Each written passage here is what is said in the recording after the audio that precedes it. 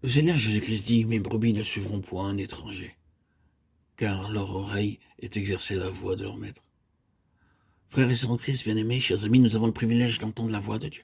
Même si nous ne connaissons pas les matières telles que l'histoire, la géographie ou les sciences, cependant nous pouvons reconnaître la voix de Dieu, la voix de notre Seigneur. Elle nous est audible par notre oui spirituel, par notre communion avec son Saint-Esprit, que nous avons reçu à notre baptême. Tout croyant a le privilège d'entendre la voix du Seigneur Jésus-Christ et de le suivre. Tout enfant de Dieu, et vous savez de quoi je parle, peut entendre Dieu lui parler. Frères et sœurs en Christ, bien-aimés, auditeurs, auditrices, nous devrions le suivre sans murmurer partout où il nous conduit, avec une confiance entière, pleine. Il se fait connaître à nous par son esprit. Et notre but est de le suivre afin de connaître notre vocation, de savoir quelle est la mission à laquelle nous devons obéir. Nous devrions suivre notre Seigneur Jésus-Christ avec une entière confiance, car nous nous savons parfaitement en sûreté en lui. Et nous n'avons pas à nous faire de soucis au sujet des dangers de toutes sortes qui nous environnent.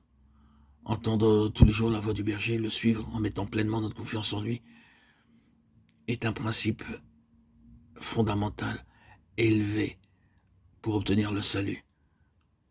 C'est une des clés importantes qu'est l'obéissance et la soumission. Il nous faut donc discerner constamment, quotidiennement, en permanence la voix de Dieu, par notre oui spirituel, notre oreille spirituelle, entendre les messages de Dieu, reconnaître ce qui est de sa volonté, ce qui n'est pas la sienne, ce qui est de ce monde et ce qui est du ciel, ce qui est céleste et non terrestre. Le Seigneur donne de la force à celui qui est fatigué. Il augmente la vigueur de celui qui tombe en défaillance. Les adolescents se fatiguent et se lassent, et les jeunes hommes chancellent, mais ceux qui se confient en l'Éternel renouvellent leur force, ils prennent le vol comme les aigles. Ils courent et ne se lassent point, ils marchent et ne se fatiguent point. Ésaïe 40, 29, 31.